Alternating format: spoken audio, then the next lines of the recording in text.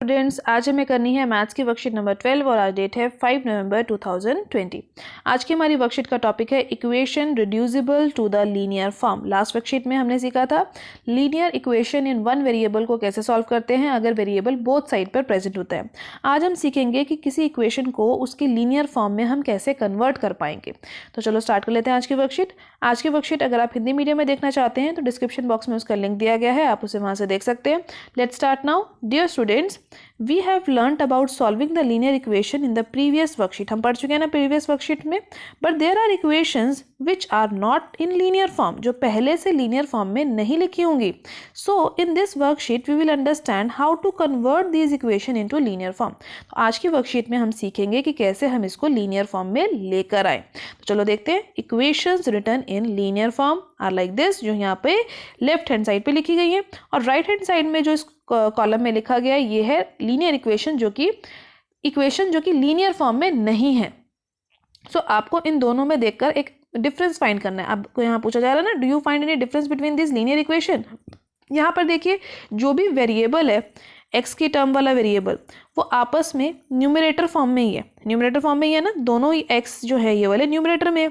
Similarly यहाँ पर भी सारे न्यूमरेटर में ही है, लेकिन यहाँ पर जो इक्वेशन दे रखी है यहाँ पर न्यूमरेटर में भी एक्स है और डिनोमिनेटर में भी एक्स है। सिमिलरली अगले वाले में भी न्यूमरेटर में भी एक्स है और डिनोमिनेटर में भी एक्स है। तो ऐसी इक्वेशन जो है वो लीनियर फॉर्म में नहीं है। अब इसको लीनियर फॉर्म में लाने का कैसे हम करेंगे, तो चलो स्टार्ट कर लेते हैं। क्वेश्चन नंबर 1, उसको अंडरस्टैंड करके हमें समझ आएगा कि हम कैसे किसी इक्वेशन को लीनियर फॉर्म में लेकर आ सकते हैं। क्वेश्चन नंबर 1 में देखिए आपको क्या बोला हुआ है, सॉल्व दिस इक्वेशन। इक्वेशन कैसी है, x+7 नीचे लिखा गया, x+2 फ्रैक्शन की फॉर्म में लिखा हुआ है, इज इक्वल टू 3/4। तो जब भी ऐसी इक्वेशन होगी जो फ्रैक्शन की फॉर्म में लिखी हुई होगी तो उसको हम क्या करेंगे, सबसे पहले बेटा क्रॉस में मल्टीप्लाई करेंगे, यानी इसका न्यूमरेटर इसके डिनोमिनेटर से मल्टीप्लाई होगा और इसका डिनोमिनेटर यहाँ 3 से मल्टीप्लाई होगा। क्रॉस में मल्टीप्लाई आती है ना आप सभी को, तो चलो क्रॉस में मल्टीप्लाई कर लेते हैं। यानी 4 की मल्टीप्लिकेशन करेंगे इस पूरे ब्रैकेट के साथ x+7 के साथ, और 3 की मल्टीप्लिकेशन करेंगे इस पूरे ब्रैकेट यानी x+2 के साथ। तो ये लीनियर फॉर्म में आ जाएगी इक्वेशन। तो 4 की जब मल्टीप्लिकेशन करनी होगी हमें, मल्टीप्लिकेशन का मतलब क्या होगा, यहाँ पे कैसी होगी मल्टीप्लिकेशन, 4 पहले x से होगा, फिर 4 7 से होगा, सिमिलरली 3 पहले x से होगा और फिर 3 2 से मल्टीप्लाई होगा। तो जब 4x से मल्टीप्लाई होगा तो क्या बन जाएगा 4x, 4 7 से मल्टीप्लाई हो जाएगा तो 4 × 7, 3x से मल्टीप्लाई होगा तो 3x और 3 2 से मल्टीप्लाई हो जाएगा तो 3 × 2 लिखेंगे। अब मल्टीप्लिकेशन करके लिख लो, 4 7 ज़ा 28, 3 2 ज़ा 6। अब इसके बाद सॉल्व करना तो बहुत ईजी है। लास्ट वर्कशीट में आपने सीखा था ना, वेरिएबल्स को एक तरफ कलेक्ट कर लेते हैं और जो नंबर्स हैं यानी कांस्टेंट है हम उसको वन साइड पे कलेक्ट कर लेते हैं। तो यानी ये जो 3 है ये इस 4 के पास आ जाएगा और ये जो 28 था ये इधर 6 के पास चला जाएगा।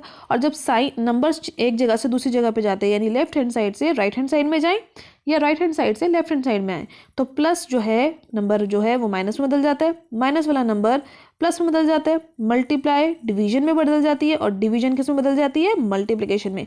ये 4 रूल्स आपको याद रखने हैं। तो 3x यहाँ ऐड हो रहा था, 4x के पास जाएगा तो माइनस हो जाएगा, 28 यहाँ ऐड हो रहा है, 6 के पास जाएगा तो माइनस हो जाएगा। ना 4 में से 3 गया तो x और 6 - 28, दोनों में से बड़ा कौन है 28, तो आंसर आ जाएगा -22। So our value will be x is equal to -22। अब इसको हम वेरीफाई भी कर सकते हैं कि हमारा आंसर सही आया है या नहीं आया। हम क्या करेंगे, जो लेफ्ट हैंड साइड वाला पार्ट था यहाँ पर x की वैल्यू को पुट कर देंगे। अगर हमारी x की वैल्यू को पुट करने पर हमारा आंसर 3/4 आ जाता है तो यानी हमारा आंसर बिल्कुल करेक्ट था x का। तो चलो पुट कर देते हैं x की जगह पे -22 + 7 हो जाएगा और डिनोमिनेटर में हो जाएगा -22 + 2। अब न्यूमरेटर को सॉल्व करेंगे तो -15 आएगा, डिनोमिनेटर को सॉल्व करेंगे तो -20 आएगा, माइनस से माइनस कैंसिल, और 15/20 को जब आप 5 की टेबल से कट कर लेंगे तो आ जाएगा 3/4। यही था हमारा RHS। So our answer is absolutely correct. इसके बाद स्टार्ट करते हैं question number 2, that is a statement problem, जिसको हम वर्ड प्रॉब्लम भी बोलते हैं। स्टेटमेंट प्रॉब्लम में देखो बेटा क्या बोला हुआ है, a number whose 7th part exceed the 8th part by 1, find the number. 7th part का नंबर, एक नंबर फाइंड करना है जिसका 8th पार्ट 7th पार्ट उसके 8th पार्ट से 1 नंबर ज़्यादा है। तो सबसे पहले तो हमें नंबर ही नहीं पता। जब भी हमें जो अननोन होता है, जो हमें पता ही नहीं होता, उसको हम लेट कर लेते हैं, let the number be x। अब इस नंबर का 7th पार्ट और इसी नंबर का 8th पार्ट क्या होगा, 7th पार्ट का मतलब इसको 7 से डिवाइड कर देंगे यानी x/7 लिख देंगे, 8th पार्ट का मतलब x/8 कर देंगे। नाउ 7th पार्ट इसके 8th पार्ट से 1 नंबर ज़्यादा है, यानी इन दोनों का जो डिफरेंस है 7th पार्ट वाला नंबर और 8th पार्ट वाला नंबर, इसका जो डिफरेंस है वो क्या होगा 1 होगा। तो वही 3 हमने लिखा है, x/7 minus x/8 is equal to 1।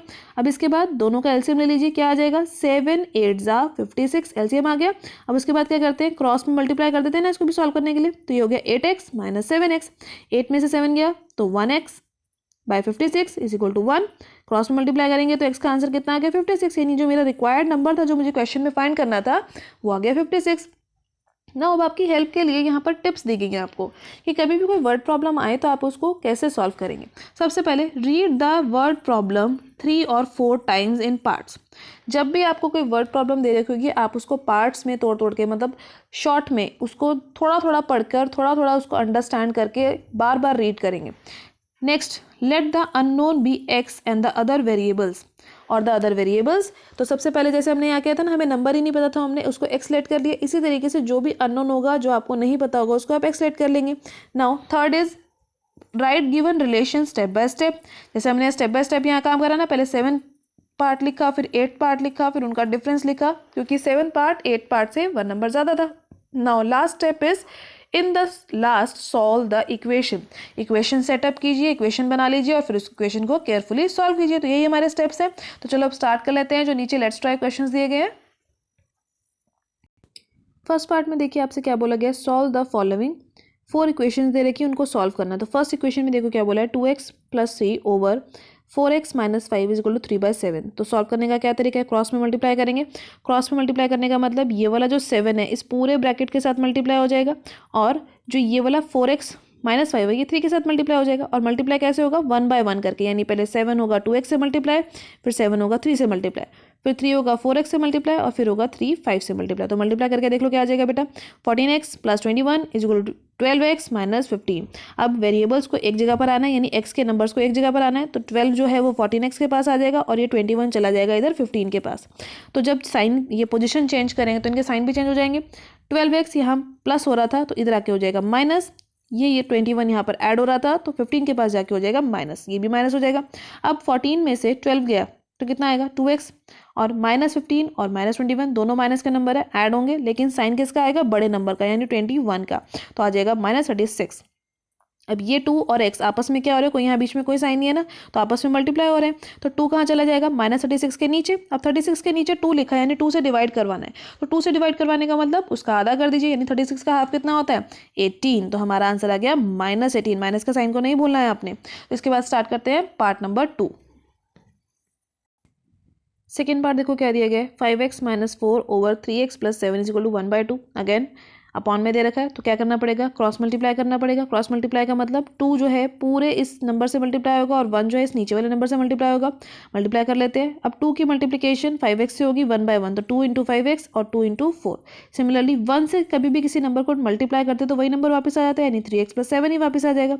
अब इसके बाद मल्टीप्लाई करके क्या आ गया, 10x - 8 is equal to 3x + 7। अब तो बहुत ईजी है, सिर्फ x वाले नंबर्स को एक जगह कलेक्ट करना है, यानी इस वाले 3x को 10x के पास लेके जाना है, और 8 को लेके जाना है 7 के पास। साइन चेंज करना मत भूलना, 3x जो है प्लस का है तो इधर आके हो जाएगा माइनस, और -8 इधर है तो इधर आके हो जाएगा प्लस। तो 7 में से 3x गया तो क्या आ जाएगा, 10 में से 3x गया तो आ जाएगा 7x, और 7 और 8 मिलकर बन जाएंगे 15। 7 और x आपस में कोई साइन नहीं है ना बीच में यहाँ पे, तो यानी ये क्या हो रहा है आपस में मल्टीप्लाई। मल्टीप्लिकेशन किस में बदलती है, डिवीजन में, तो यानी 7 यहाँ पर आके क्या हो जाएगा डिवाइड। तो 15/7 will be our final answer for x। इसके बाद करते हैं third part start. Third part में देखो बेटा क्या बोला हुआ है, y/y + 3 इज इक्वल टू 7/8। तो क्रॉस में मल्टीप्लाई करोगे यहाँ पे भी, 8 की मल्टीप्लिकेशन होगी y के साथ, और 7 की मल्टीप्लिकेशन होगी इस पूरे ब्रैकेट के साथ, यानी y + 3 के साथ। ब्रैकेट लगाना मत भूलना बेटा। अब इसके बाद 1/1 करके मल्टीप्लिकेशन करो, 7 की y से करो तो 7y हो जाएगा, 7 की 3 से करोगे 7 3 21 हो जाएगा। अब 7y को हमें कहाँ लेके जाना है, इसके पास लेकर आना पड़ेगा। 21 जैसे कोई नहीं है तो 21 यही रहेगा। 8y में से 7y माइनस करोगे तो क्या आ जाएगा 1y इज इक्वल टू 21। तो y का आंसर आ गया मेरा 21। फोर्थ पार्ट बहुत ईजी है, z/4 z + 4 by z is equal to 5, और 5 के नीचे कुछ नहीं था तो मैंने यहाँ 1 लिख लिया ताकि क्वेश्चन थोड़ा इजी हो जाए। अब क्रॉस में मल्टीप्लिकेशन कर लेंगे। क्रॉस मल्टीप्लिकेशन करते समय 5z से मल्टीप्लाई होगा तो क्या बन जाएगा 5z, और 1 मल्टीप्लाई होगा इस पूरे z + 4 के साथ। ब्रैकेट डालेंगे आप। अब 1 के मल्टीप्लिकेशन किसी से भी करो वही नंबर आ जाता है, यानी 1z + 4। अब ये 1z किसके पास आ जाएगा 5z के पास, 5z में से 1z गया तो कितना आएगा 4z इज इक्वल टू 4। तो z का आंसर आपके पास कितना आ गया 1। Now let's start question number 2। Second question में देखिए क्या बोला गया है, if 2/3 of a number is 30 less than the original number then find the number. तो हमने रूल्स में देखा था ना, जो भी हमें फाइंड करना होता है उसको सबसे पहले हम लेट कर लेते हैं, तो so let the number be x. उसके बाद फिर क्वेश्चन पढ़ते हैं, हमें बोला है 2/3 ऑफ आ नंबर, ठीक है। 2/3 ऑफ आ नंबर का मतलब 2/3 ऑफ आ नंबर मैंने लिख दिया, ऑफ का मतलब होता है मल्टीप्लीकेशन, तो ये क्या हो जाएगा 2/3 ऑफ आ नंबर का मतलब 2/3 एक्स। अब ये क्या है, 2/3 ऑफ अ नंबर इज, इसका मतलब इक्वल टू का sign, 30 less than the original number. अब इसका मीनिंग क्या है, 30 less than the original number. अगर ओरिजिनल नंबर x है तो इसमें से 30 को लेस करना है, यानी x में से 30 को माइनस करना है, तो यही मैंने लिखा ना, ओरिजिनल नंबर माइनस 30। सो मेरी इक्वेशन क्या बन गई, 2/3 x is equal to x minus 30। अब ये वाला जो x इधर था इसको 2/x के पास ले आओ, इसके पास लेकर आएंगे तो ये माइनस में हो जाएगा, और डिनोमिनेटर में कुछ नहीं था तो मैंने 1 लिख लिया। इसके बाद एलसीएम ले लो 1 और 3 का, 3 आ जाएगा, देन क्रॉस में मल्टीप्लाई करोगे तो ये डिनोमिनेटर और न्यूमिनेटर वाली जो कैलकुलेशन है पूरी हो जाएगी, 2x माइनस 3x आ जाएगा। क्या आ जाएगा, -1x/3, और -30 के इक्वल था तो माइनस से माइनस का साइन कट जाएगा, क्रॉस में मल्टीप्लाई करेंगे तो हमारा x की वैल्यू आ जाएगी 90। 3 और 30 मल्टीप्लाई करके क्या बना देंगे 90। इट मीन्स मेरा जो नंबर था उसकी वैल्यू क्या आ गई 90। इसके बाद स्टार्ट करते हैं क्वेश्चन नंबर 3। थर्ड क्वेश्चन में देखिए क्या बोला हुआ है, थर्ड क्वेश्चन में बोला है 1/6 of a number when subtracted from the number itself it gives 25 then find the number. तो सबसे पहले जो फाइंड करना है उसको लेट कर लो, let the number be x. अब 1 बाय 1 करके हम क्वेश्चन पढ़ते हैं, 1/6 of a number, 1/6 of a number का मतलब 1/6 ऑफ एक्स, यानी 1/6 एक्स हो जाएगा ये। Now when subtracted from number itself, जब ये खुद में से सब्ट्रैक्ट हो जाए, यानी एक्स को किस में से माइनस कर, 1/6 एक्स को किस में से माइनस करना है, एक्स में से खुद में से माइनस करना है, इटसेल्फ का मतलब तो यही हुआ। तो आंसर मुझे क्या मिलता है 25 मिलता है। अब तो इक्वेशन तो बन गई, अब इसको सॉल्व कर लेते हैं, एलसीएम ले लेंगे तो क्या आ जाएगा 6, क्रॉस में मल्टीप्लाई करेंगे सॉल्व करने के लिए, तो ये x और ये 6 मल्टीप्लाई हो जाएंगे तो क्या बना देंगे 6x, ये 1 और ये x मल्टीप्लाई होंगे तो क्या हो जाएगा 1x, 6 में से 1 गया तो क्या आएगा 5x over 6 is equal to 25। अब ये पूरा का पूरा फ्रैक्शन अगर इधर मूव करेगा 25 के पास तो ये मल्टीप्लाई हो रहा था ना, उधर जाके डिवाइड होगा, और डिवाइड किस में बदल जाता है मल्टीप्लिकेशन में, और हम लिख देते हैं रेसिप्रोकल। तो सिंपल सी बात है, जो भी फ्रैक्शन पूरा का पूरा अगर इक्वल टू का साइन क्रॉस करके दूसरी तरफ जाएगा तो उसका उल्टा मल्टीप्लाई कर देंगे दूसरी तरफ, यानी अगर ये 5/6 यहाँ था तो दूसरी तरफ जाके हो जाएगा 6/5, 5 1 ज़ा 5 एंड 5 5 ज़ा 25, तो क्या बचा 5 and 6, 5 6 ज़ा 30। तो मेरा एक्स का आंसर क्या आ गया 30।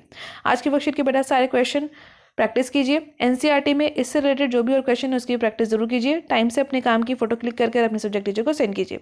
आज की वर्कशीट की वीडियो अच्छी लगी हो तो लाइक और शेयर करना मत भूलिएगा। चैनल पे पहली बार आए हैं तो चैनल को सब्सक्राइब कर लीजिए ताकि आपको आने वाली वीडियो की नोटिफिकेशन टाइम से मिल सके। Thank you for watching students.